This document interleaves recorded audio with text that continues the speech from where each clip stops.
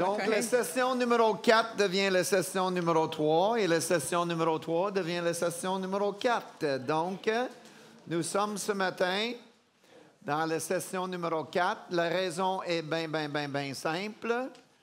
C'est de loin le plus de contenu que nous avons à livrer ce matin. Et généralement parlant, la grande majorité des gens sont plus en forme, plus éveillés le matin que le soir. Et nous avons aussi un peu plus de temps ce matin à livrer la marchandise pour la session numéro 4. Une autre session importante que vous allez voir, et nous avons tout un défi de livrer ça. D'habitude, ça nous prend à peu près 3 heures dans notre conférence normale, 2 heures, 2 heures et demie, et nous allons le faire dans 1 heure et quart ce matin. Vous allez écrire beaucoup ce matin, rapidement, et on va parler un peu plus vite. Moi, je vais parler un petit peu plus vite, là. Donc, petite question pour commencer. Ceux qui sont réveillés, ça devrait être facile.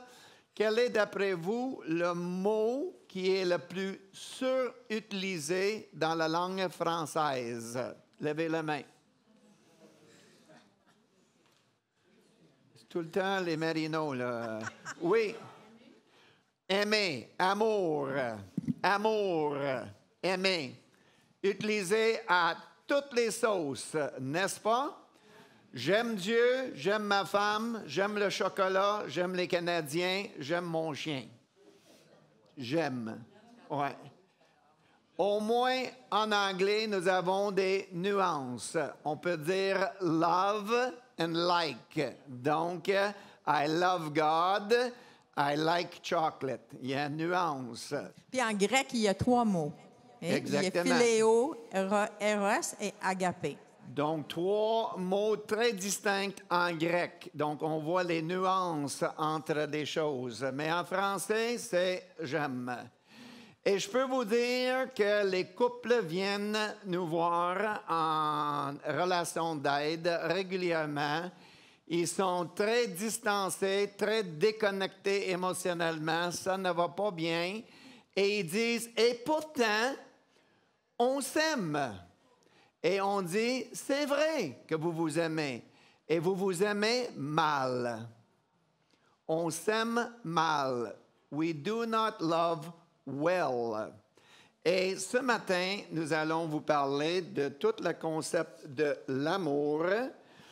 Et on va vraiment le mettre très clair. C'est quoi l'amour et comment bien s'aimer, OK? On s'aime mal, j'ai dit.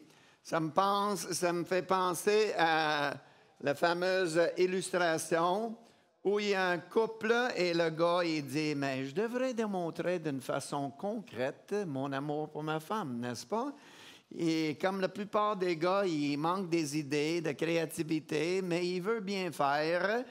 Et en revenant du travail un jour, il entend une annonce à la radio là, pour les fleurs. Rien dit aimer comme acheter des fleurs. Il dit, bonne idée. Il fait un détour, il arrête une douzaine de roses pour sa femme, présente ça. À peu près 2 mois plus tard, je devrais démontrer ça d'une façon concrète, il achète des chocolats pour sa femme. Quelques semaines avancent et il veut démontrer son amour. Fait que un vendredi soir, ils écoutent un film ensemble. Et au milieu du film, il dit « Chérie, approche-toi donc. » Elle s'approche et il lui masse les pieds pendant le restant du film. OK? Et 2 jours plus tard, ils ont une tension, une chicane. Et les voix se lèvent un peu.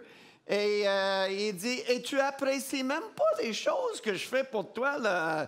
Je t'ai acheté des fleurs, je t'ai acheté des chocolats, je t'ai donné un massage aux pieds. » Et elle dit... Mais là, tu comprends pas. Je suis allergique aux fleurs.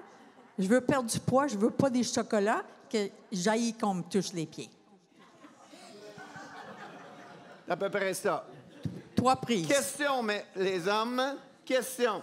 Où est... Tiens, chérie.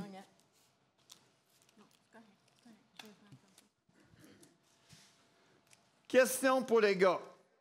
Dans ses tentatives de démontrer de l'amour pour sa femme en achetant des chocolats, en achetant des fleurs, avec le massage des pieds, est-ce que notre ami, il était sincère? Oui. Oui. Il était très sincère. Il était sincèrement dans le champ. Notre job, c'est de toucher la cible, de toucher le cœur de l'autre personne. Et lui, il était sincère, mais il était sincèrement dans le champ. Il ne touchait pas son cœur. Ce n'est pas la sincérité qui compte dans ce domaine-là. Il y a seulement 3 façons d'aimer une autre personne. Il n'y en a pas 33, il n'y en a pas 333, il y en a 3, et juste 3, OK? La première, c'est de suivre un genre de formule générale, OK? On prend une grosse chaudière, puis là, on va faire une potion d'amour, OK? Fait qu'on met une part l'exemple de mes parents, une part les chants de Céline Dion, une part 1 Corinthiens 13, une part les films Hallmark. Qu'est-ce que tu allais dire, chérie? Les films Hallmark. Oui, c'est ça. Une part, en tout cas, là, on fait une grosse potion, là, on brasse ça, là, puis on dit, mais c'est comme ça que je vais aimer l'autre, OK? Toutes sortes de différentes idées, là. Y inclut acheter des fleurs, acheter des chocolats, et toutes sortes d'affaires, là.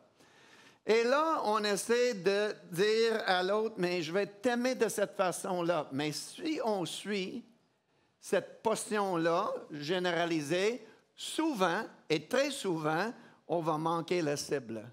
On va manquer le cœur de l'autre. Le gars dans l'exemple, il est fictif, je l'ai inventé, mais dans notre mariage, j'ai acheté des fleurs pour ma femme, OK?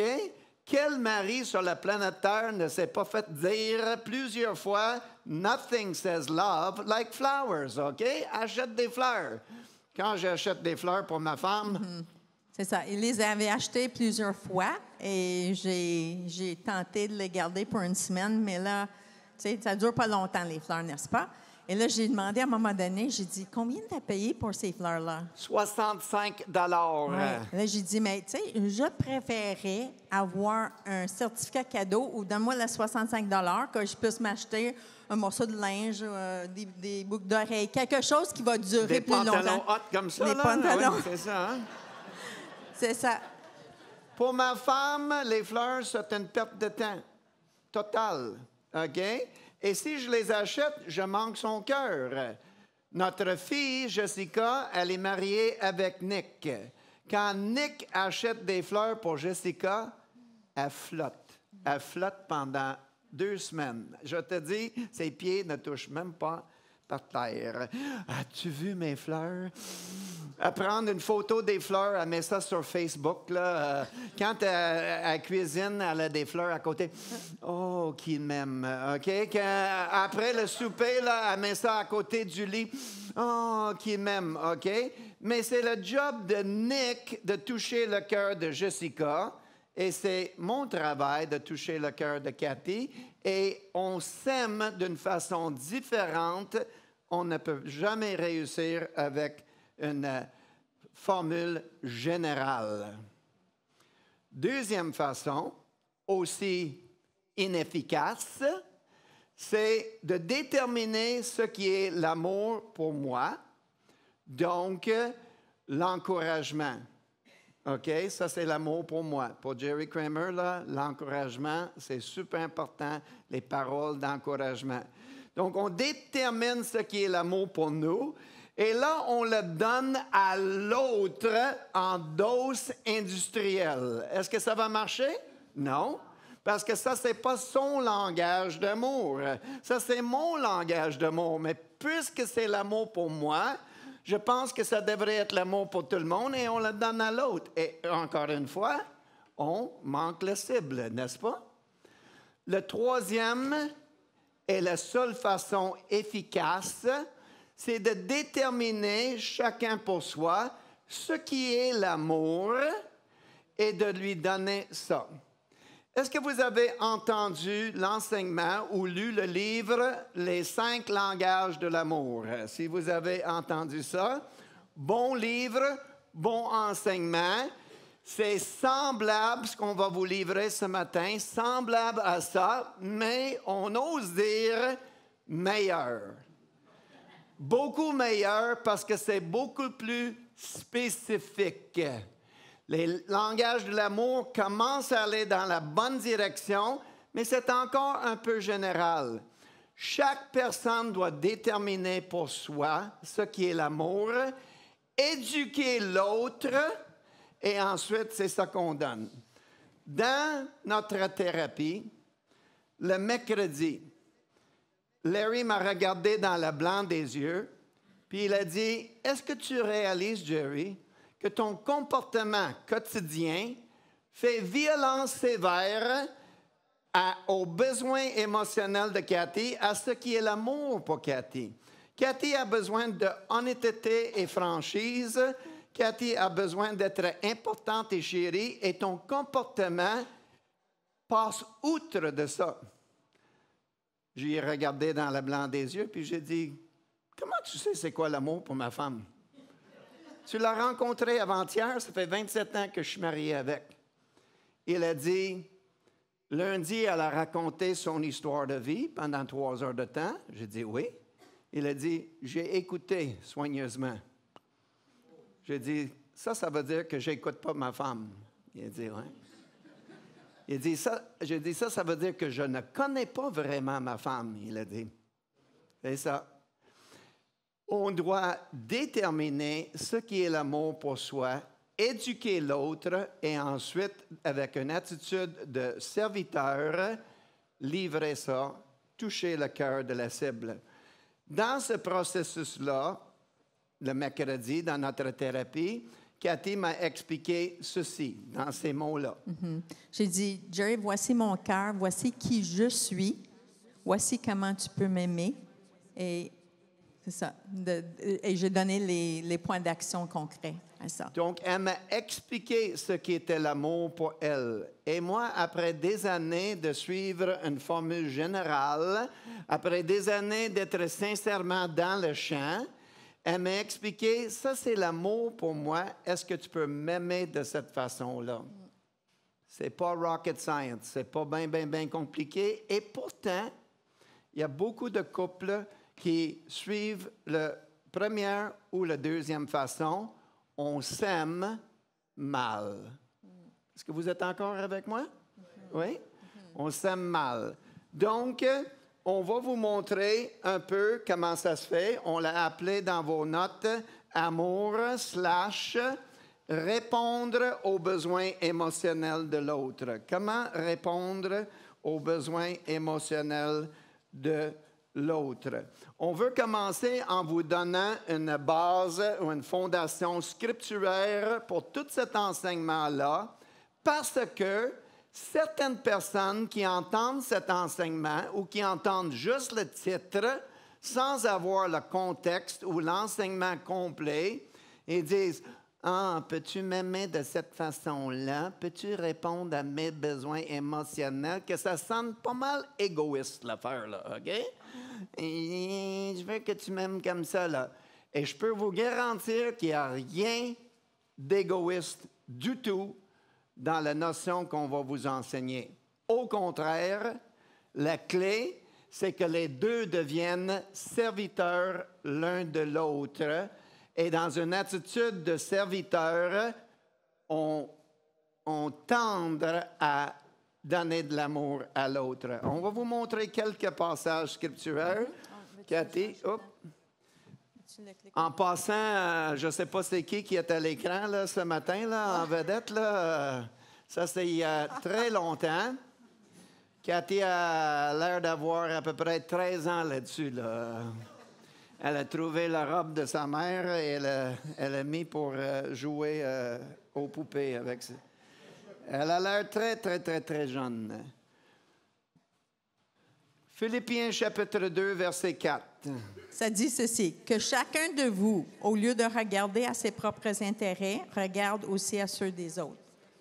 Combien de fois est-ce que nous avons entendu ce passage-là, dit, lu, prêché dans des églises, que chacun de vous, au lieu de regarder à ses propres intérêts, met les intérêts de l'autre devant vos propres intérêts, et immédiatement nos pensées s'en vont à la communauté large de l'Église. C'est vrai, je devrais mettre les intérêts de Michel avant mes intérêts, de Dominique avant mes intérêts, de Mme Beauregard avant mes intérêts, mais on pense rarement à la relation la plus importante sur la planète Terre, qui est le mariage. Philippiens chapitre 2, moi je pense, s'adresse au mariage avant toutes ces autres relations. Et c'est une description parfaite de ce qui est le mariage, que chacun met les intérêts de l'autre devant ses propres intérêts. Ensuite, je pense que tu peux l'avancer. Oui. Ensuite, Galates 5, 13b. Oui, on l'a changé. On avait une erreur là, mais c'est correct. Donc, dans Galates 5, 13b, ça dit « Soyez par amour serviteurs les uns des autres ». Encore une fois, c'est ça, pas seulement à la communauté large de l'Église, c'est aussi au sein du mariage. Soyez serviteurs l'un de l'autre. Et Matthieu 23, 11 dit aussi que celui le plus grand dans le royaume est celui qui est serviteur. OK? Et 1 Corinthiens 13, 5, ça parle de ne pas chercher notre propre intérêt. Que l'amour ne cherche pas son propre intérêt. Puis en 1 Corinthiens 7, 33 et 34, ça dit ceci. Alors que celui qui est marié se préoccupe des affaires de ce monde, des moyens de plaire à sa femme, il y a aussi une différence entre la femme non mariée et la jeune fille. Celle qui n'est pas mariée se préoccupe des affaires du Seigneur, afin d'être sainte de corps et d'esprit, alors que celle qui est mariée se préoccupe des affaires de ce monde, des moyens de plaire à son mari. Donc, ça parle de ceux qui sont mariés ont ce défi-là de plaire au Seigneur, mais aussi de tenir compte de plaire à leur époux et épouse. L'apôtre Paul, là, il coupe ça bref, là. Ceux qui sont célibataires, ils ont tout leur temps pour servir le Seigneur. Mais celui et celle qui est marié doit se préoccuper de aimer et prendre soin de son époux, son épouse. OK? Et dans Genèse chapitre 2, 18, c'est le dernier texte qui est là. C'est long à expliquer, mais si on dit Genèse chapitre 2, ça veut dire qu'on est au début, n'est-ce pas? On est à la création. Et c'est dans ce texte-là que Dieu dit, « Il n'est pas bon que l'homme soit seul. » Autrement dit, le mariage était son idée, était sa création, c'est son idée. C'est lui qui l'a fondé, le mariage. Je souligne ça parce qu'on a donné cet enseignement-là à une église à Longueuil il y a quelques années. Et il y a une jeune fille qui est venue nous voir pendant une pause café pour dire, « Monsieur Kramer, que c'est bon votre enseignement. Et je veux que vous sachiez que j'ai fait ma maîtrise sur ce sujet-là dernièrement à l'université. Et j'ai eu un A+ comme note à l'université. Et avec beaucoup de fierté, je l'ai présenté à mon pasteur. Et mon pasteur, il a regardé ça puis il a dit, « Ah, ça, c'est de la chenoute, là. Amène pas la psychologie dans l'Église, là, des besoins émotionnels, là. Dieu répond à tous nos besoins émotionnels. On n'a pas besoin de le faire nous uns les autres. » Pas vrai? Pas vrai? Dans une conférence il y a quelques années, je pense que c'était à Rouyn-Noranda, c'était au début de nos conférences, j'ai proclamé tout haut, Dieu ne peut pas répondre à tous nos besoins émotionnels. Et dans le char, en retournant, Cathy m'a dit, « Mais Dieu aurait pu faire en sorte que tous nos besoins soient répondus uniquement par lui, mais Dieu a fait en sorte qu'il a créé le mariage pour que les époux et l'épouse. » Je dis, bonne correction, chérie, là, dorénavant, ça va être ça, OK? Il aurait pu, mais il a choisi une autre façon. il a choisi une autre institution, il a choisi une autre relation qui s'appelle le mariage. Est-ce que Dieu répond à mes besoins sexuels? Non. Est-ce que Dieu répond à mon besoin d'accompagnement dans les loisirs, de jouer au pickleball? Non. Dieu est la fondation de ma vie. Dieu est l'air que je respire. Je comprends toute la théologie, mais Dieu a choisi le mariage pour répondre aux besoins émotionnels l'un de l'autre. C'est son idée. Vous êtes avec moi? J'aimerais dire aussi que le défi dans le mariage que je vois aussi, c'est que le mariage est beaucoup attaqué. Les couples sont attaqués, OK? Des fois, vous êtes à couteau tiré l'un vers l'autre. On a déjà eu les gens qui étaient séparés pendant plusieurs années ou divorcés et séparés, OK? Puis je crois que la raison pour ça, c'est parce que Dieu veut que le mariage symbolise la relation entre lui et son Église. Donc, il peut détruire les mariages, mais là, il a détruit l'image qu'il veut projeter au monde de c'est quoi son amour pour son Église. Ça va? Vous êtes prêts à écrire? Donc, on avance. Vous voyez qu'il n'y a rien d'égoïste là-dedans, que c'est plutôt une attitude de service l'un envers l'autre. Je ne sais pas si je me devance dans nos notes. On va le retrouver. Non, je ne pense pas. Ce n'est pas dans vos notes. Vous pouvez l'écrire dans la marge. Je vais vous donner la définition des Kramer pour amour. OK? Dieu l'a déjà défini en 1 Corinthiens 13. Je ne vais pas rajouter nécessairement. Mais voici une définition bien simple. OK? L'amour égale je ferai ce qui est le meilleur pour toi, même si c'est difficile pour moi. Pas beaucoup de mots, hein? Moi, je suis membre d'un organisme qui s'appelle KISS, K-I-S-S. Ce n'est pas le groupe rock des années 80, là. OK? C'est un autre groupe, là, un regroupement, là. KISS, ça veut dire « Keep it simple, stupid ». OK? Garde ça simple. Garde ça simple. Je le répète.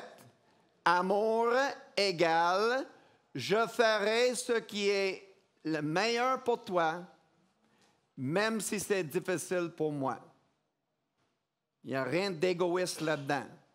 Au contraire, c'est de mourir à soi-même et de mettre les intérêts de l'autre, de mon époux, de mon épouse, devant mes propres intérêts. Donc, rien d'égoïste, au contraire, très biblique avec tous ces versets-là. OK? Donc, on y va vers notre contenu rapidement. Qu'est-ce qu'un besoin émotionnel? Nous avons tous des besoins émotionnels. Parenthèse. Des fois, j'ouvre des parenthèses, je ne les ferme pas. Ça m'arrive souvent, OK? Mais au moment de notre crise, de notre tempête matrimoniale, on vous a dit dimanche soir dans notre témoignage qu'on a crié à l'aide autour de nous et personne ne savait comment nous aider. Personne. On n'est pas stupide, là. On savait que ça allait mal, là. On a demandé aux anciens de l'Église là, de nous aider. Ils sont venus un soir pour nous aider. Ils se sont installés à 7 heures. Ils ont écouté Cathy chialer pendant 1h30 sur moi. Moi, j'ai chialé pendant 1h30 sur Cathy. Et au bout de 3 heures, ils ont dit, prions. Ils ont prié avec nous. Ils sont partis.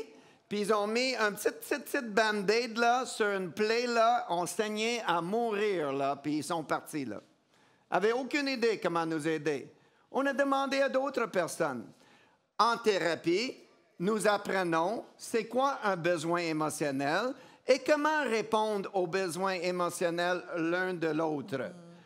On retourne de notre thérapie, on réunit des anciens et on leur dit, Luc, est-ce que tu réponds aux besoins émotionnels de Chantal? Il a dit, ma femme a des besoins émotionnels? J'ai dit, exactement, là. J'ai dit, Michel, est-ce que tu réponds aux besoins émotionnels de Monique? Il a dit, besoins émotionnels, c'est quoi ça? Qu'est-ce que ça mange en hiver, là? En tout cas, là, Aucune espèce d'idée. Et on a trouvé à travers les 10, 12, 14 dernières années, à traverser la province, que les gens ne comprennent pas, les couples ne comprennent pas, c'est quoi de répondre aux besoins émotionnels? C'est quoi de concrètement aimer l'autre personne et aimer bien? La majorité sont en train de suivre la potion magique ici, là, généralisée, stéréotypique, et souvent, on rate la cible de l'autre. On ne se sent pas aimé parce qu'on n'est pas connecté avec ce qui est l'amour pour nous. Donc, qu'est-ce qu'un besoin émotionnel? Donc, c'est un besoin, dans vos notes, c'est un besoin important qui contribue grandement à notre bien-être et qui est géré par notre profil de vie qui est unique à nous. Généré. Oui. Pas géré. Oh, excusez.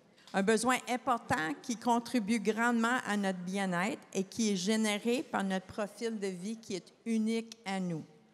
Donc, les mots que vous devez remplir là-dedans, c'est important et unique. Vous êtes encore avec moi? Les yeux en avant. Les yeux en avant. Chaque mot dans cette définition est important. Le mot-clé, c'est unique. Unique. Prenez des livres, OK, qui parlent du mariage et de l'amour, même des livres chrétiens, et on va utiliser beaucoup de stéréotypes là-dedans. Autrement dit, dans les livres chrétiens, je dis bien chrétiens, ils disent que le besoin émotionnel de chaque femme sur la planète, c'est la communication, de parler, n'est-ce pas? Et le besoin numéro 1 de chaque homme sur la planète, c'est le sexe. OK? Et ça, c'est écrit et on a gobé ça à travers les années. Et je peux vous dire, c'est faux. Poubelle. Poubelle. On est allé à Ottawa. On arrive là, puis chez nos amis chrétiens, puis sur le frigo, là, il y a une petite affaire là, qui est sur le frigo. Ça dit les besoins émotionnels d'une femme. Communication, tendresse, en tout cas, je ne me rappelle même pas des autres, là. Puis c'était les besoins émotionnels de l'homme. Numéro 1, sexe. Numéro 2, sexe. Numéro 3, sexe. Numéro 4, sexe. C'est bien drôle. Non, c'est pas drôle. Moi, je le trouve pas drôle. Ces stéréotypes-là, ça nous induit dans l'erreur, bien souvent, là. Nous sommes des êtres uniques. On a été créés par notre Dieu, psaume 139, tissés dans le ventre de notre mère. Il nous a tissés avec une personnalité et avec une prédisposition dans la vie. Pensez, 9 enfants chez nous, nous sommes très différents les uns des autres. On n'est pas tous pareils, là. On est uniques. Donc, les femmes sur la planète Terre sont différentes et uniques, et les hommes sur la planète Terre sont différents et uniques. On va casser le stéréotype bien raide ce matin, dans 2 secondes. Dans la liste des besoins émotionnels de Cathy, communication ne figure pas, il n'est pas là, mais pas pantoute, là. Mais chez moi, hein, c'est vers le haut. J'aime ça jaser. Vous avez remarqué depuis quelques jours, là? Haut-parleur, OK? Je suis né avec un micro dans la bouche, là. Ma mère m'a envoyé à maternelle à 3 ans, là. Elle n'en pouvait plus, là. C'était comme... Ça a l'air que je parlais toute la journée, là, OK? Et dans notre relation, quand on est en voiture, vous ne serez pas surpris que c'est Jerry qui parle plus que Cathy. Aujourd'hui, dans le climat présent de 2024, si on s'accroche à tous ces stéréotypes qui sont écrits dans les livres, je regarderai ça puis je dirais « Ah, peut-être je suis une femme. Peut-être je devrais me faire opérer, là, changer de sexe, là. » Jusqu'à ce point-là que les gens sont mêlés.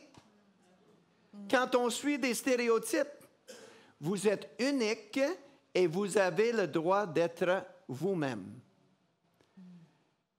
Si on prenait le temps de faire un sondage ce matin, d'aller une par une avec les femmes ici, on découvrirait là, que le besoin émotionnel numéro 1 de ma sœur ici et ma sœur là vont être très différentes.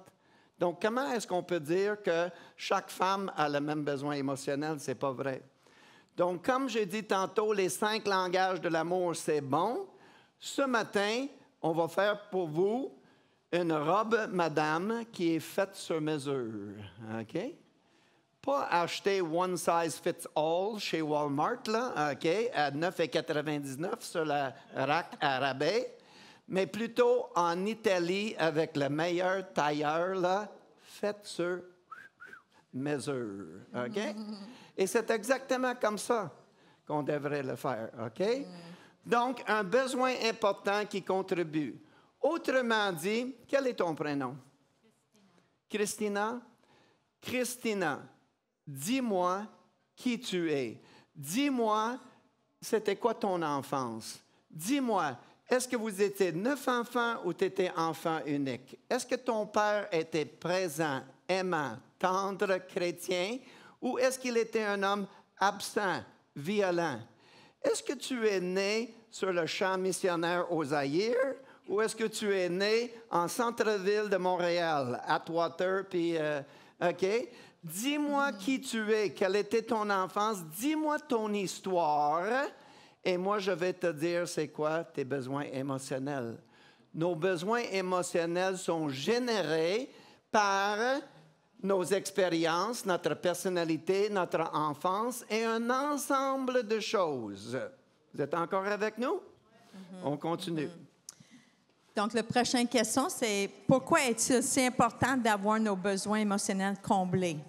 Dans nos notes, encore la question 3, c'est absolument vital pour notre bien-être, pour notre âme et pour notre bon fonctionnement émotionnel. Cela produit en nous un sentiment profond de contentement. OK? Donc, c'est absolument vital pour notre bien-être et pour notre bon fonctionnement émotionnel. Cela produit en nous un sentiment profond de contentement. C'est pour cela. Si je recule en arrière ici, on a dit unique. Vous voyez cette photo-là? Dans la photo, ce que vous ne voyez pas, c'est qu'on a chacun une valise. On vient d'un mariage avec cette valise. Des fois, on n'est même pas conscient qu'on a la valise, mais on a la valise. Et dans notre valise, il y a notre enfance, nos expériences, les valeurs de notre famille. Il y a toutes sortes d'affaires là, OK? Les gens voient ça puis ils disent « Oh, ça doit être du linge sexy pour la lune de miel là, qui est là-dedans. » là. Non, c'est pas ça qui est dans la valise. Dans la valise, on amène nos expériences et notre arrière-plan. Et cela détermine, c'est quoi? Nos besoins émotionnels, OK? Les besoins émotionnels dont on va vous parler aujourd'hui, ça, c'est juste des exemples. Affection, encouragement, soutien familial, sécurité financière, communication, besoins sexuels, accompagnement aux loisirs. Vous avez une liste complète un petit peu plus loin dans votre cahier. On va y arriver en temps et lieu. OK? J'aimerais juste rajouter ici qu'on a montré ces valises-là. Puis juste pour donner un exemple dans le domaine sexuel, chacun de nous, même si, mettons, on est arrivé au jour du mariage puis on était vierge, on a quand même une histoire de comment notre sexualité s'est développée. On a nos expériences, on a des conclusions qu'on a faites par rapport à ces expériences-là. Peut-être qu'il y a eu l'abus sexuel, des choses comme ça. C'est tout dans notre valise, invisible. Puis on n'est pas nécessairement conscient à ce moment-là comment ça va nous affecter dans le mariage. OK? C'est un exemple. Pour ceux qui se pensent à l'université ce matin ou à l'école secondaire, puis vous essayez d'écrire tout ce que les Kramer disent, là, c'est impossible, puis essayez pas de faire ça, là, OK? Simplement capter la notion de l'enseignement, mais tournez dans vos cahiers un petit peu plus loin, là, OK, à la 4e page de cette section-là, et vous avez une liste, là, de 25 besoins émotionnels, OK? C'est sûr qu'il y en a qui reviennent plus souvent que d'autres. Chez les hommes, respect, OK, communication, épanouissement sexuel et différentes choses. Ça, c'est une liste pas mal pleine, mais même cette liste-là n'est pas exhaustive. OK? 25 besoins émotionnels. Il y a une dame qui est venue nous voir pendant notre conférence à Saint-Sauveur, puis elle a dit pendant la pause, Monsieur Kramer, j'ai regardé votre liste, puis je pense que j'ai 23 de ces 25 besoins émotionnels. J'ai dit, Madame, Jésus lui-même ne pourrait pas répondre à 23 besoins émotionnels. OK? On se limite à 5, 3, 4, 5, et on donne cela à l'autre, et ça nous donne du travail pour 50 ans. OK? Donc, ça, c'est juste une idée. OK? On retourne sur notre divan. Le couple est là, ils sont en crise émotionnelle, et ils disent, pourtant, on s'aime, OK? Mais un ou l'autre, plus souvent la dame que l'homme, mais les deux, peuvent dire dans le milieu de cette conversation-là, et dans notre relation, de plus en plus, je me sens étouffé. Étouffé dans cette relation.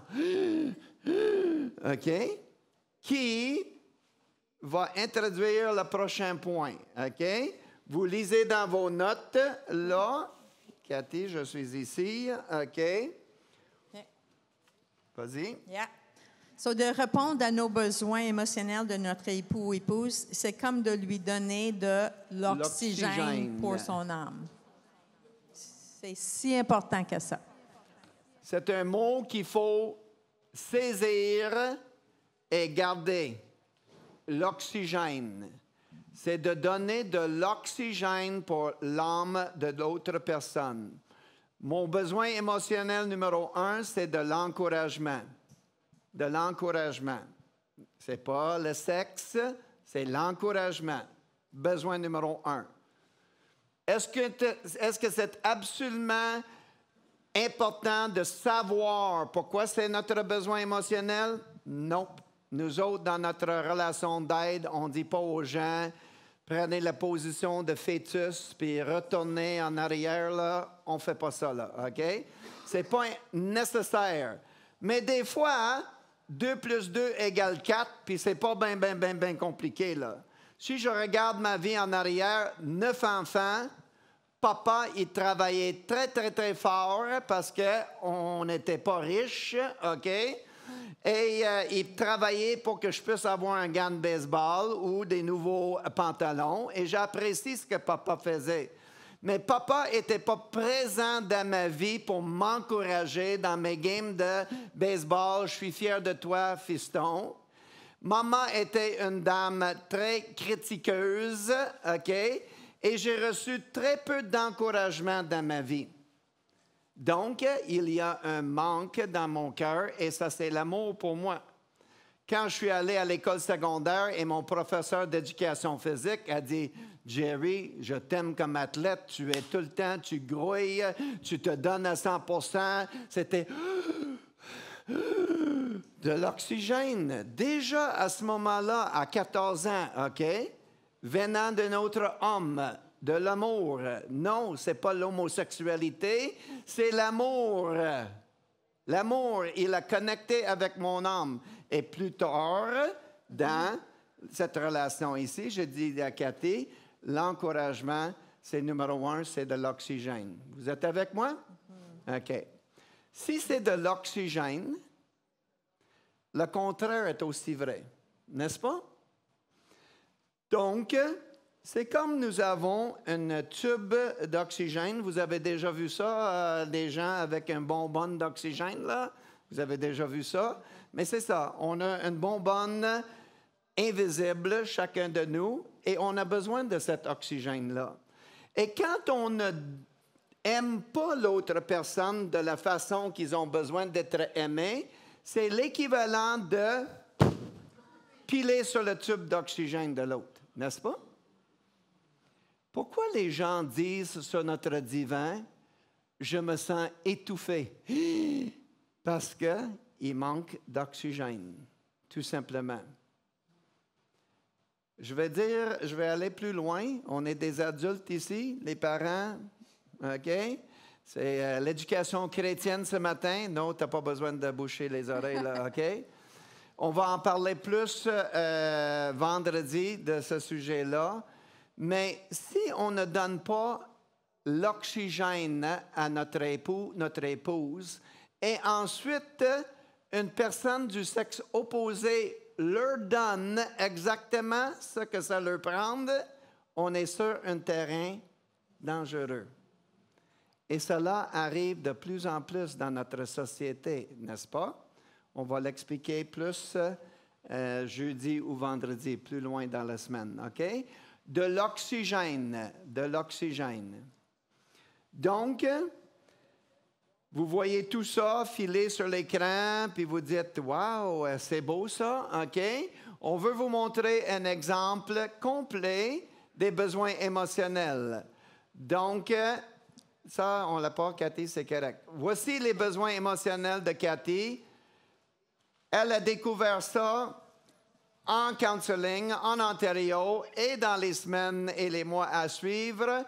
Et donc, elle m'a dit, Jerry, voici ce qui est l'amour pour moi. Oui, vas-y. Donc j'ai dit, Jerry, voici mon cœur. Qui je suis, c'est que j'ai besoin d'être chérie et considérée, premièrement. Ça, c'est le plus important. Deuxièmement, j'ai besoin de l'honnêteté, la franchise. Troisièmement, j'ai dit, j'ai besoin de la sécurité financière. Quatrièmement, le leadership spirituel. Et cinquièmement, l'affection non sexuelle. Et oui, Jerry, ça existe, c'est pas une faute de frappe. C'est pas une faute de frappe, ça. L'affection non sexuelle, ça existe, OK? Les hommes, pas chaque touche doit amener à un toucher, OK? Ça, c'est mieux en anglais, OK? Not every touch needs to lead to a touchdown, OK? On peut donner l'affection non sexuelle. Cathy, elle me dit tout ça, et moi, ma réponse, c'est « Wow! Wow! 27 ans marié, et je découvre ma femme. 3 heures qu'elle a parlé le lundi, puis Larry a dit, elle a un besoin d'être chérie et considérée, honnêteté et franchise. Il m'a dit ça, là, au bout de 3 heures de discussion. J'ai dit, comment ça se fait que tu connais ma femme comme ça? Aujourd'hui, 14 ans plus tard, un couple remplit un petit questionnaire pour nous, nous envoie le questionnaire, on lit le questionnaire, on se regarde, puis on dit, lui, ses besoins émotionnels, c'est 1, 2, 3. Elle, ses besoins émotionnels, on est comme, nos yeux sont ouverts, puis on comprend que c'est ça le mariage aujourd'hui. C'est ça l'amour aujourd'hui. Donc, c'est très clair, OK? Elle a dit 1, 2, 3, 4, 5. Peut-être vous voulez l'écrire. Il y en a qui l'ont écrit, c'est pas nécessaire. Yeah. OK? Jerry. Et Jerry m'a dit, mes besoins sont numéro 1, l'encouragement. Numéro 2, le dialogue ou la conversation. Numéro 3, l'accompagnement au loisir. Quatrièmement, l'épanouissement sexuel. Et cinquièmement, une épouse attirante.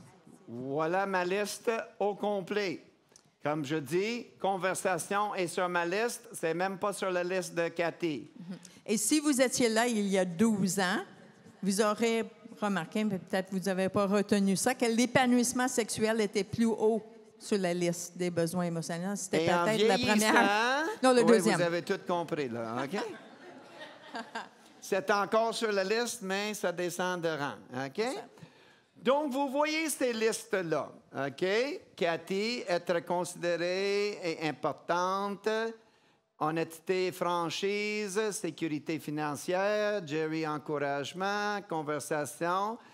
Et il y a une question qui devrait surgir dans vos cœurs ce matin. Quelle est la question? Comment que je peux remplir quelque chose que je ne suis pas capable de faire ça? Non, proche. Oui, tu es capable. Oui, tu es capable. Il y a 2 questions, en effet. Non. Non, c'est pas ça la question, là. Les 2 commencent en premier. On s'oublie et on répond. Je vais répondre à cette question, OK? Oui. Comment quand les besoins ne sont pas différents, comment on est capable de combler ça? Oh, ça, c'est facile. C'est pas cette question. Wow! Quand des boulots, là, on arrive avec toutes sortes de questions. Soyez là jeudi soir là, pour répondre, pour soulever encore ces questions. Merci, sœur, là. Ça prend une Camerounaise là, pour nous éduquer ce matin, là, OK? C'est bien beau, cette liste-là, mais comment ils ont découvert ça, là? Est-ce que ils donnent des listes chez Costco, là? Est-ce qu'ils ont trouvé ça au fond d'une boîte de Cracker Jacks, là? Comment ils ont trouvé ça? OK? Ça, c'est une question. Comment est-ce qu'on peut découvrir c'est quoi mes besoins émotionnels? Et la deuxième question, c'est comment est-ce que je peux répondre aux besoins de mon époux, mon épouse. OK? Exactement. On va vous expliquer comment. Pardon? En parlant. Oui, OK. Parenthèse. Est-ce que j'ai fermé l'autre parenthèse? Je ne sais pas. OK? Parenthèse, là, OK? Parenthèse. Souvent, et je dis souvent, c'est la première fois que je vais parler aux dames. OK? On est mardi matin, puis c'est la première fois que je dis mes sœurs. OK? Souvent, quand on est en train d'expliquer cela à des couples, au début, ça a bien du sens, là, OK? La fondation scripturaire, c'est quoi? L'oxygène, OK, oui, je comprends, OK. Puis là, on arrive à l'importance d'éduquer l'un et l'autre. Et assez souvent, la dame, tout d'un coup, son visage change, elle croise des bras, puis elle dit... Mais si je suis obligé de lui dire, ça ne compte pas. Il devrait savoir. Ah! Il devrait savoir. Comment on est supposé de savoir tout ça, là, OK? On n'est pas des liseurs dans des pensées, là, sinon on ne nous a pas éduqués, là. Oh non, mais regarde, c'est comme naturel que tu devrais savoir. Ah, ouais? Il n'y a rien de naturel là-dedans, là.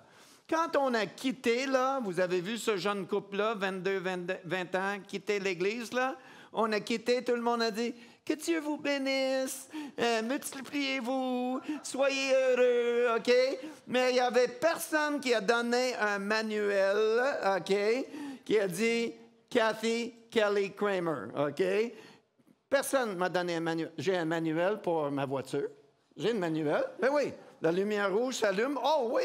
Oh, F3. F3. Oh, changer tel. J'ai un manuel. Mais là, il n'y avait pas de manuel. Là, c'est comme... ouh, OK?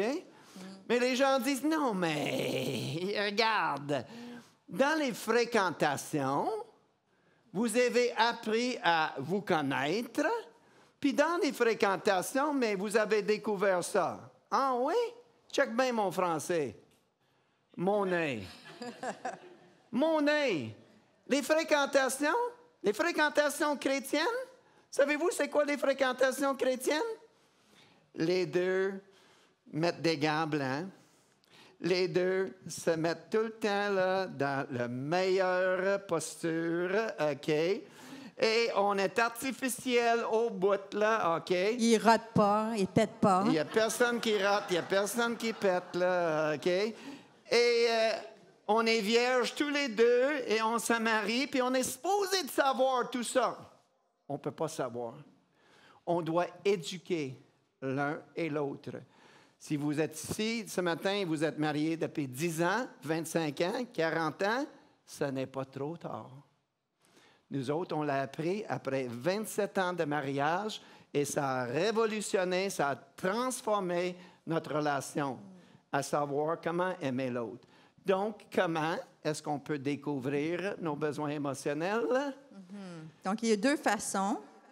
La première, c'est le voie un petit peu plus positive. C'est si mon époux ou épouse m'aimait vraiment, il ou elle ferait telle chose. Donc, on dit qu'il y a deux portes. Il y a la porte d'en avant puis la porte d'à côté. OK?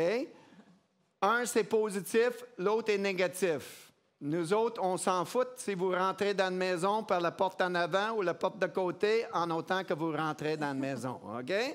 Donc, la première façon, c'est positif. Positif. Si mon époux, mon épouse m'aimait vraiment, il ou elle ferait ça. Pour moi, c'était si simple. Si Cathy m'aimait vraiment, elle m'encouragerait. Bing. Numéro 1, encouragement. Et à ce stade-là du mariage, auprès de 27 ans, Cathy m'encourageait très peu. Pourquoi, Catherine? Mais moi, le problème, c'est que j'avais un modèle dans ma valise, invisible. C'était le modèle de ma mère puis de mes sœurs, qui étaient des femmes, elles étaient des femmes très critiqueuses. Donc, et moi, je voyais aussi que Jerry était quelqu'un de très confiant. Donc, quand il vivait une situation rapidement, il se donnait un tape sur le dos. Donc, moi, je me suis dit, il n'y a pas besoin d'encouragement là. Il y a besoin que peut-être que je l'aide à corriger les affaires pour qu'il soit un petit peu plus deux pieds sur terre. Donc là, je suis devenue, par cette façon de penser, je suis devenue moi-même une femme critiqueuse.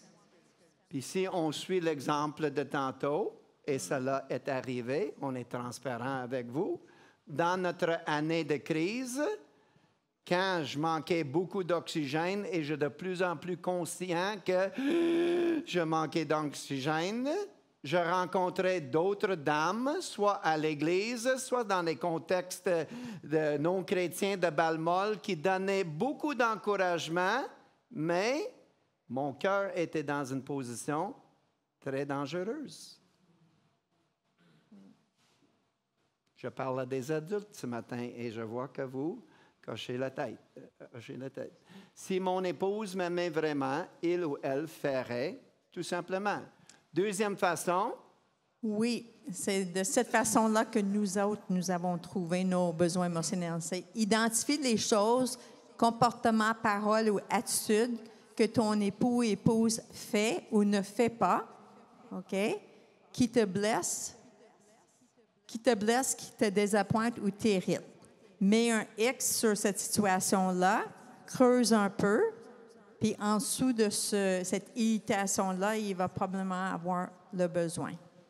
Donc, si tu es tout le temps auprès de l'autre à te plaindre, OK, dans le domaine financier, que tu ne ressens pas que tu es informé ou que tu es partenaire, probablement tu as un besoin de sécurité financière.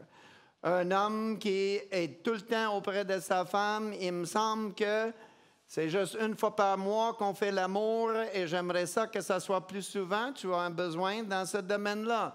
C'est plutôt négatif, là. Et la majorité des couples le trouvent de cette façon-là. De voir ce que on aimerait avoir et on ne reçoit pas. Porte en avant, porte de côté, peu importe, avec ces deux manières-là, on peut découvrir nos listes. Si vous suivez ces deux façons-là, vous allez avoir une liste très complète, comme ça, 1, 2, 3, 4, 5, 1, 2, 3, 4, 5, en suivant ces deux méthodes-là. Donc, présentement, vous allez prendre 1 minute, 60 secondes, individuellement, OK? Sans parler, tournez à la liste des 25 besoins. Jetez un coup d'œil très rapide à ça, puis essayez, avec le peu d'enseignements qu'on vous a donné, pas de définition ou d'explication, regardez la liste et essayez d'encercler 3 de ces choses-là que vous dites « je pense que ça, c'est l'amour pour moi. » OK? Pense à toi-même. Encercle et mets un numéro à côté, 1, 2, 3. Allez-y, je vais vous donner 2 minutes, pas 1 minute.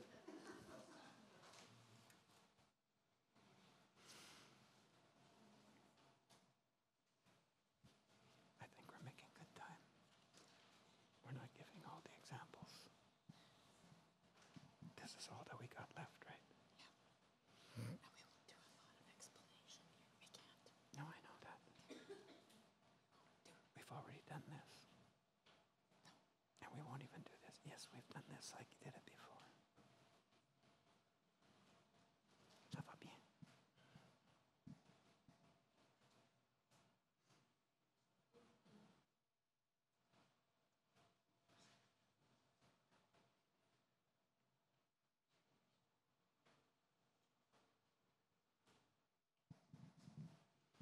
Les gradués de 2012-2013 avec les Kramer, là, vous vous rappelez de ça, là? Louis-Suzanne, là? Oh. Et Marino.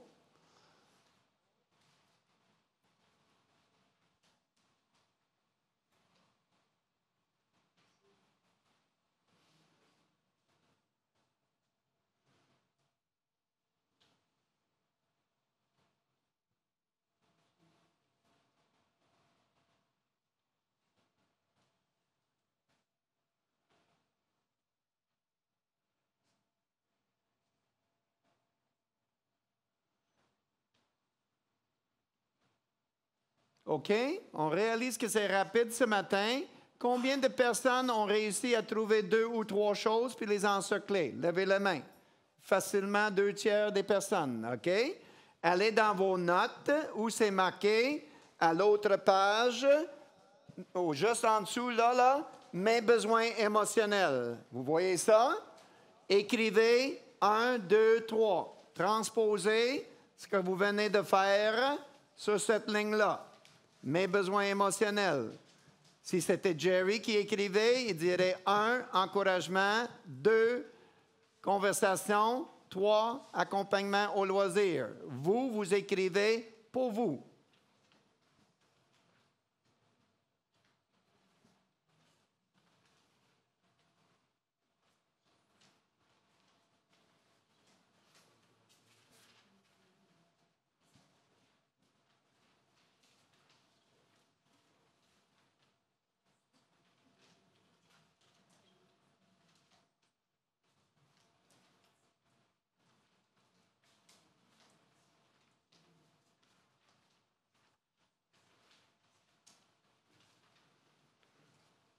OK? Les yeux en avant. Michel, est-ce que tu as trouvé 3 besoins émotionnels? Oui. Tu les as écrits? Yes. Est-ce que je peux te demander, avec beaucoup de transparence, de partager ça? Oui. Oui? Numéro 1. Encouragement. Encouragement. Numéro 2. Respect. Respect. Numéro 3. Intimité émotionnelle. Intimité émotionnelle. Est-ce que Michel est un homme, 100% homme, avec du sang rouge qui coule dans ses veines? Oui. Est-ce que Jerry est un homme créé par Dieu, 100% homme? Oui. Et pourtant, nos besoins émotionnels sont très différents. Numéro 1, c'est le même, mais 2 et 3 sont très différents. Donc, on ne peut pas écrire un livre stéréotypique qui dise « ça, c'est les besoins émotionnels de tous les hommes ». Ça, c'est les besoins émotionnels de toutes les femmes. C'est pas vrai. Nos besoins émotionnels sont déterminés par notre arrière-plan et notre valise unique à nous. OK? Numéro 1, encouragement. Numéro 2, respect. Numéro 3, intimité émotionnelle. Merci. Est-ce qu'il y a une dame ici qui a mis numéro 1 sur la ligne en haut? Être importante, chérie et considérée. Est-ce qu'il y a une dame qui a écrit ça? 1, 2, gardez vos mains là. Checkez bien ça là, OK? À peu près 10 à 12 sœurs, OK? Donc, Louise, non. Oui, excuse-moi. Il y a bien du monde ici là. Donc, Louise, elle a écrit sur la ligne numéro 1, être importante, chérie et considérée. Cathy a écrit sur la ligne numéro 1, être importante, considérée et chérie. Ils ont le même besoin émotionnel. On arrive à un point très, très, très important dans notre présentation. Écoutez bien ça, là. D'identifier le besoin n'est pas assez. Je répète, d'identifier le besoin n'est pas assez. C'est là qu'on va plus loin que les 5 langages de l'amour. On va plus loin sur mesure. On va te faire une robe sur mesure ce matin, Louise, parce que ce que ça veut dire pour Louise d'être importante, chérie et considérée peut être complètement différent de ce que ça veut dire pour Cathy. Est-ce que vous me suivez? De juste identifier le besoin n'est pas assez. Il faut mettre des points d'action en dessous de chaque besoin. Tu dois définir pour Michel ce que ça veut dire d'être importante, considérée et aimée d'une façon claire, tangible et concrète. Et Cathy doit le faire pour moi. OK? Respect. Michel a dit respect comme numéro 2. OK? Emerson Eggerichs a écrit un livre, Love and Respect, l'amour et le respect. Les hommes ont besoin de respect, les femmes ont besoin d'amour. Trop général. Je l'ai fait venir à Evangel il y a quelques années et j'aime son enseignement. Mais c'est trop général. Parce que ce que le respect veut dire pour Michel peut être complètement différent que pour un autre homme. C'est quoi le respect pour toi? C'est à Michel à la définir, à la détailler pour son épouse, pour dire, peux-tu faire ça pour moi? Et je peux vous dire, les amis, qu'il y a certains besoins émotionnels qui sont difficiles à définir. Et le respect, ça en est un. Et quand vous avez une bonne définition, ça aide notre épouse énormément à savoir c'est quoi. Il y a un couple qui est venu nous voir, là, ils étaient maganés. Un couple d'un certain âge, chrétien, marié depuis 35-40 ans. Ils vivaient séparément, ils vivaient comme des colocataires, puis pensaient sérieusement au divorce. Au bout de 35 ans, frères et sœurs dans le Seigneur, on leur a enseigné ça. Wow! Wow! C'était comme, wow! OK, on comprend de l'affaire, là. Les deux ont réalisé que pendant 35 ans, qu'ils ont pilé sur le tube d'oxygène l'un de l'autre, là. On a décrit c'est quoi l'oxygène et ça allait bien. J'ai dit, mon frère, quels sont tes 3 besoins émotionnels les plus importants? Il a dit, numéro 1, respect. Numéro 2, respect. Numéro 3, respect. Numéro 4, respect. Numéro 5, respect. OK, c'est assez clair. Merci beaucoup. J'ai dit, maintenant, est-ce que tu pourrais définir pour ton épouse c'est quoi le respect? Il a dit, oui, qu'elle me respecte en tout temps. J'ai dit, prendre une autre tentative, OK? Prendre un élan, puis on y va encore. Il a dit qu'elle a une attitude respectueuse.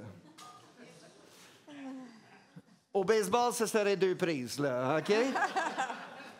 Essayez encore, OK? Il a dit qu'elle ne me dérespecte pas. En tout cas, là, c'était pas clair. C'était pas clair, OK? Il faut définir d'une façon claire ce que ça veut dire. Donc, on va vous montrer des exemples. On va commencer par Cathy. Ce n'est pas des exemples de respect, par exemple? Non, c'est l'exemple de Oui. être considéré et chéri. Voici ce que ça veut dire pour Cathy. Donc, dans vos notes, c'est marqué un exemple détaillé de comment combler un besoin émotionnel. Point d'action. D'identifier le besoin n'est pas assez. En dessous de chaque besoin, on écrit des points d'action. Cathy m'a dit ceci. Donc, le mieux qu'on peut le décrire, le mieux que c'est pour notre époux ou épouse d'y répondre, n'est-ce pas? Le plus clair que c'est. Donc, j'ai dit à Jerry, me saluer et m'embrasser quand tu sors et quand tu rentres. Est-ce que c'est clair, ça? Très clair. Mesurable, c'est écrit avec des verbes. Des verbes sont des mots d'action. Jerry, pourrais-tu me saluer et m'embrasser quand tu sors et quand tu rentres? Je me sens importante, considérée et chérie quand tu fais ça. Les gars, vous regardez l'écran ce matin puis vous dites, « Ouais, mais Jerry, c'est sûr que tu faisais ça déjà. Pourquoi elle a écrit ça, là? » Non, je ne faisais pas ça. Mea culpa. Très coupable, OK? Mais Jerry, voyons donc, ça c'est mariage 101. Tout le monde a appris ça puis fait ça. Non, pas tout le monde fait ça. Moi, je le faisais pas, OK? Mais t'es une cave, pourquoi tu le faisais pas? Je le faisais pas. il y a une raison, il y a toujours une raison, n'est-ce pas? Pour ne pas dire excuse, parce que ce n'était pas une excuse, c'était une raison. La valise, dans la valise était le modèle de mon père. Mon père, il ne faisait pas ça, jamais. On était 9 enfants dans une petite maison, là, avec 3 chambres à coucher, là. Le monde rentrait et sortait, des cousins, des voisins, des frères, des sœurs, là. La porte, ça spinait comme le métro Jean Talon, là. OK? Et personne se saluait, disait puncher, in, out, OK? Mon père, il partait, puis moi, je faisais ça. Cathy, elle vient d'une famille, sa valise, montre ta valise. Bye-bye, on s'en va. Je dis, OK, bye-bye. Ciao. Ciao. Toodaloo. Toodaloo. On s'en va maintenant. Oui, vous l'avez dit 3 fois déjà. Voyons donc. Ils disent 5, 6, 7 fois bye-bye là, quand ils quittent. Là. Moi, à un moment donné, dans notre mariage, je me lève, je m'en vais au dépanneur. Cathy, téléphone sonne. Jerry, oui, Jerry est ici. Jerry n'est pas ici, là. Où est-ce qu'il est, là? Comme il s'en va, il me dit même pas où il s'en va. Elle m'a dit, est-ce que tu peux faire ça? J'ai dit, certainement. Est-ce que je fais ça maintenant? Oui, oui, oui. Yes, sir. Ouais. Est-ce que tu t'en vas? Non, non, je reste. OK. OK. On n'a pas le temps. Vas-y. Il nous reste 5 minutes. OK. Donc, prends 15 à 20 minutes avec moi les lundis matins pour planifier notre semaine. Cathy était la dernière à savoir tout notre horaire. Moi, j'étais le pasteur, je prenais des rendez-vous, j'invitais des gens à dîner. Et Cathy l'apprenait la veille, peut-être à 11h30, qu'un couple va venir dîner. Elle dit, quand est-ce que j'allais savoir ça, là? Mais toi, tu es superwoman, là, tu peux faire... non, je ne suis pas superwoman, là. Elle a dit, est-ce que tu peux prendre 15 à 20 minutes avec moi lundi matin pour planifier notre semaine? Si tu fais ça, je vais me sentir importante, considérée et chérie. Donc, j'ai dit, venir te coucher en même temps que moi, au moins 5 fois par semaine. Ouh! Qui a dit tantôt, qui va commencer? C'est pas toi, ma sœur? OK? Les deux. Les Écritures disent de mettre les intérêts de l'autre avant tes propres intérêts. 1 Corinthiens 13 dit, l'amour ne cherche pas son propre intérêt. La définition d'amour des Kramer Kiss, c'est « Je ferai ce qui est le meilleur pour toi, même si c'est difficile pour moi. » Pour vous, vous regardez ça puis vous dites « Mais c'est bien facile, ça? » Non, pour moi, c'était difficile. Au moment de notre thérapie, 27 ans de mariage, depuis 27 ans, Cathy se couchait à 10 heures le soir et moi, je me couchais à minuit 30 pendant 27 ans. Et je ne savais pas que bien de ces nuits-là, elle s'en allait se coucher. Frustrée. Frustrée. Pourquoi il a besoin de veiller si tard que ça? Moi, j'ai écouté les sports, j'ai écouté le football. Il fallait que je regarde le dernier jeu, même si c'était 43-7 à ce moment-là. OK? Même si je m'endormais pendant le game là, pour essayer de me revenir. Là, OK? Et c'était comme ça. Et elle était frustrée. Mais femme chrétienne vertueuse qu'elle était, tu ne me l'as pas dit bien souvent que tu étais frustrée, elle a gardé sa frustration en dedans. Ça ne fait pas des beaux mariages, ça, là. Aussi, je l'ai dit, ça semblait être comme un genre de contrôle. Tu essaies de me contrôler. Donc là, on n'avait pas ce cadre-là dans lequel on pouvait s'expliquer. Cette frustration-là, elle ne me l'a pas dit, mais le lendemain, quand je lui pose une certaine question, puis elle dit « Mais comment ça se fait que... » OK? Mais ce n'était pas ma question qui était le problème, c'était la frustration de la veille qui était le problème. Vous comprenez? OK? Et là, en thérapie, j'ai dit, wow, ça va être tout un sacrifice pour moi, mais l'amour ne cherche pas son propre intérêt. Et au tout début, j'ai argumenté avec Larry. J'ai dit, Larry, je ne peux pas faire ça à mon horloge biologique, minuit 30, puis tout ça. Là. Il a dit, tu ne peux pas? J'ai dit, non, je ne peux pas. Il dit, qu'est-ce qui va arriver si tu le fais? Je dis, quoi? Je ne comprends pas la question, là. Il dit, tu dis que tu ne peux pas, mais qu'est-ce qui va arriver, là? Est-ce que tu vas pousser un 11e doigt? Est-ce que tu vas pousser des cornes? Est-ce que... Non! Il dit, mais ce que tu veux dire, c'est pas que tu ne peux pas, mais que tu ne veux pas. Et quand on aborde le sujet des besoins émotionnels, il y a de la place pour « je ne peux pas ». Toi, tu as dit tantôt, je ne peux pas. Viens nous voir en privé parce que je pense que tu peux. OK? Je ne peux pas. Je ne peux pas. Ça va. Mais je ne veux pas. Il n'y a pas de place pour ça. OK? Donc, je ne peux pas. Une madame est dans un accident d'auto. Elle est paralysée de la taille en bas et elle dit à son mari, je ne peux pas répondre à ton besoin sexuel. Ça, c'est « je ne peux pas ». Mais « je ne veux pas me coucher en même temps que toi », ça, c'est « je ne veux pas ».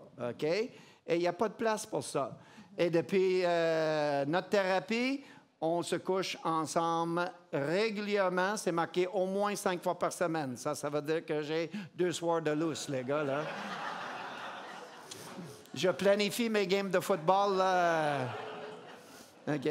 Et Cathy a dit ces soirs-là, mais je vais venir dormir avec toi ce soir-là parce que je sais que tu veux regarder les Alouettes à Vancouver, là, puis le game débute à 10 heures. Fait que je vais me mettre en pyjama, puis je vais regarder le match avec toi. Fait qu'elle s'installe. Bâté d'envoi à 10h10, là. Premier jeu, là, Calvillo, il lance à Cahoon, là. Touchdown! Cathy, as-tu vu ça? C'est ça qu'elle appelle « regarder le match avec moi ». OK? Donc, j'ai aussi dit à Jerry, me tenir dans tes bras à notre réveil. Et commencer la journée dans la prière ensemble. C'est ce que nous faisons maintenant. Regardez ça, les boys, là. Me tenir dans tes bras à notre réveil et on prie ensemble. Cathy, elle avait un autre besoin émotionnel là, sur la liste. C'était quoi? Leadership spirituel. Un geste, je réponds aux 2 besoins émotionnels. Wow! C'est facile, cette affaire-là, là? 2 pour 1. Exactement. OK. J'ai dit aussi, dans les temps de tension, rester connecté aux proches émotionnellement. J'ai dit ça parce que j'ai remarqué que dans les temps de tension, souvent, là, il y a comme un éloignement, n'est-ce pas? On pouvait même se coucher, puis chacun sur le bord du lit. Et c'est ça. Je voulais qu'on reste connecté émotionnellement. Donc, présentement, quand il y a des tensions, oui, des Kramer ont des tensions. C'est pas parce qu'ils ont une belle photo avec un coucher de soleil en arrière fourni, là, puis qu'ils sont conférenciers au camp des boulots, là, qu'on n'a pas de tension. On a encore des tensions, mais nous savons comment les gérer. Même quand il y a des tensions non réglées au moment de notre sommeil, on s'assure de se prendre dans les bras l'un de l'autre et de s'assurer demain, on va travailler sur ça. Auparavant, moi, je prenais mon oreiller, je saquais mon camp, puis je couchais ailleurs. Ça, c'est comme dire à ta femme, t'es lépreuse, là, je veux même pas être dans ta présence. Pas bien sage, OK? Donc, on reste connecté même dans les temps de tension. J'ai dit utiliser les mots « notre fils » ou « notre fille » quand tu parles d'eux. Tu as vu l'exemple de son coude de coude? Et là, je vais juste rapidement dire dans ma valise invisible, mais c'est pas si invisible que ça. Je viens d'une famille recomposée où on n'a pas été solide en tant que famille. Il y avait leur clan et les nôtres, et nous, moi puis mon père, puis il y avait ma mère puis ses enfants, puis il y avait beaucoup de divisions. On ne faisait pas une famille. Donc, pour moi, j'ai dit, c'est important de dire notre fille, notre garçon. Lire et discuter avec moi 2 livres sur le mariage chaque année. Les gars, c'est marqué lire et discuter. Lire, c'est facile. Discuter, il faut parler de sentiments et tout ça. Oui, on le fait. Et pour vous montrer jusqu'à quel point c'est pratico-pratique, ces besoins émotionnels, le dernier point, le besoin émotionnel d'être importante et chérie, c'est... Il dit de baisser la siège de la toilette. J'ai pris ce point-là d'action quand je me suis une nuit, tu te lèves, aller dans la toilette, tu tombes dans l'eau. Là, tu dis, oh boy! Tomber dans l'eau, tu te sens De pas l'eau de la importante toilette, et non, chérie, là? vraiment Non, pas. tu te sens pas bien importante et chérie, là. Puis si on va du côté de Jerry, là, regarde comment un gars peut parler vite, là. Encouragement, c'est un peu comme respect. Oups, Michel n'est pas là. C'est un peu comme respect. Des fois, c'est difficile à définir ça. Pour moi, c'était plutôt facile. Me communiquer régulièrement ton appréciation et ta reconnaissance pour le travail et les sacrifices que je fais. Mesdames, est-ce que je peux vous parler pour une deuxième fois? Il y a une génération d'hommes. J'étais pasteur, aumônier pendant des années, assez longtemps pour savoir qu'il y a une génération d'hommes qui vivent présentement, qui sont en train de mourir émotionnellement par un manque d'appréciation pour ce qu'ils font. Et les femmes disent, ben, je n'ai pas besoin de le remercier, il fait simplement ce qu'il est supposé de faire. OK? Dieu l'a mis sur la planète pour faire ça. OK? Je peux vous dire quelque chose. Le mot merci, ça ne coûte rien. C'est gratuit. Et ça fait énormément de bien. OK? Attendez pas le funérail, OK, pour dire « Il était vraiment serviable, mon mari. » C'est trop tard! C'est trop tard, OK? Juste le dire régulièrement. Cathy me remerciait jamais. Elle est venue dans cette valise-là, que je vais critiquer quand il ne le fait pas bien, mais quand il le fait, mais il fait sa job. Fait qu'elle a donné très peu d'encouragement. J'ai pu, en thérapie, lui expliquer ça. Elle est devenue une vraie meneuse de claques. Je vous dis, là, je tonde le gazon, elle sort « Good job, Jerry, good job! Yeah, Jerry! » En tout cas, wow, OK, c'est bon. Donc, aussi, il m'a dit, me l'a mentionné clairement quand tu remarques un effort spécial de ma part. Communiquer aux autres dans ma présence combien tu es fier de moi. Je suis fière de toi, Jerry. Merci. Je suis fière là, de comment tu as monté toutes nos conférences. Je ne pourrais pas le faire toute seule. Ne pas me critiquer en public. Utiliser d'autres façons créatives pour m'encourager. Chacun des points d'action commence par quelle sorte de mot, là? Un verbe. Un verbe. Écrit au positif, OK? Dans tout ce que vous avez vu ce matin, vous avez vu le ne pas seulement une fois. C'est écrit à la voix positive et non pas à la voix négative. Mais Larry m'a donné une permission spéciale pour écrire ça parce qu'il savait jusqu'à quel point ce n'était pas important. Une ici et là, c'est correct, mais pas toutes. Fais pas ça, j'haïs ça, j'aime pas ça. OK, c'est pas comme ça qu'on les écrit. Positif, avec des verbes qui sont mesurables et on peut les déterminer. Quand Cathy a vu le dernier point, elle a dit, Jerry, là, c'est-tu vague, ça, là? Utiliser d'autres façons créatives pour m'encourager. Comment je vais faire ça, là? Elle a rouspété un peu, là, quand elle a vu ça, là. Quelques jours plus tard, là, je m'en vais au travail, au bureau, là, pour préparer mon message à l'église, là. J'ouvre mon lunch que Cathy avait préparé. Oui, je suis de cette génération-là, que sa femme prépare son lunch pour lui, là. OK? Elle avait préparé un lunch pour moi. Je sors le sandwich, je sors les biscuits, je sors la boîte de jus, là. Puis au fond du sac, il y a une banane. Sur la banane, c'est marqué « Tu es le meilleur mari au monde. » Oh! De l'oxygène! Oh! Exactement. Utilisez d'autres façons créatives pour m'encourager. Vous avez compris?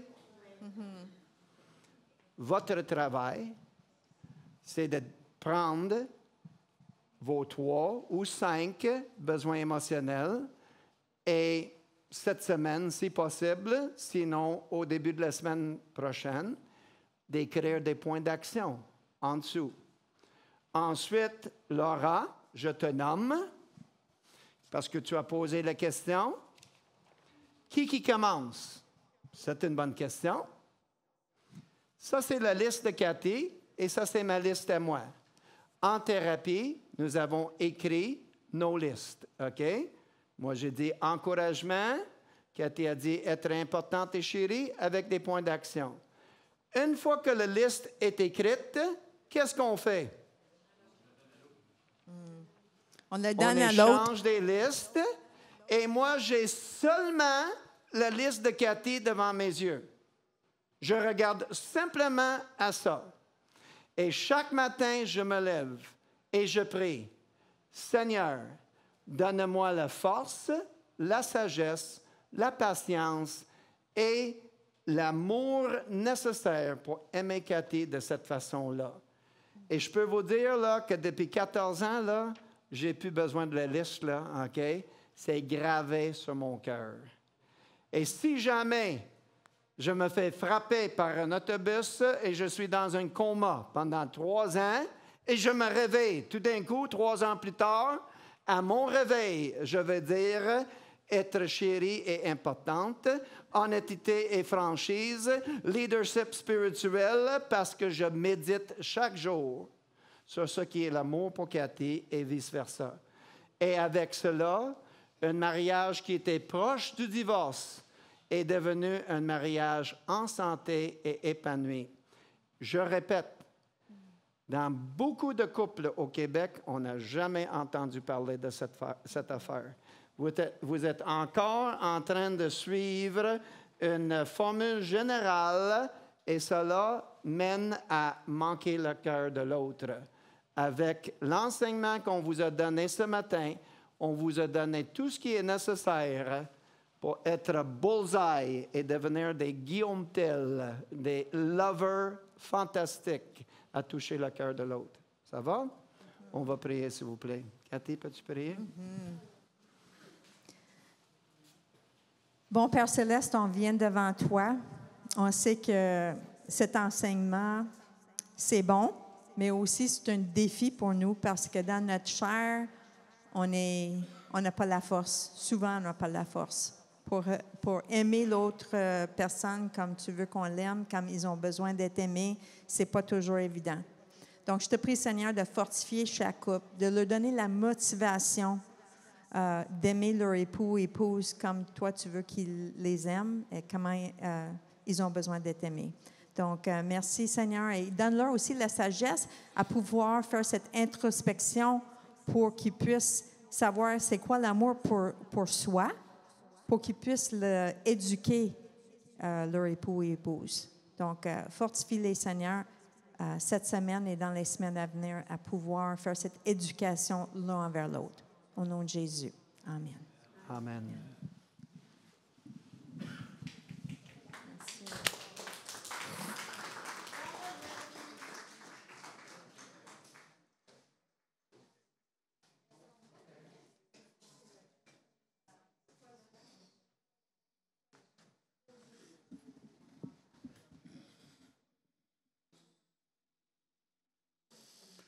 Donc, ça nous donne du travail.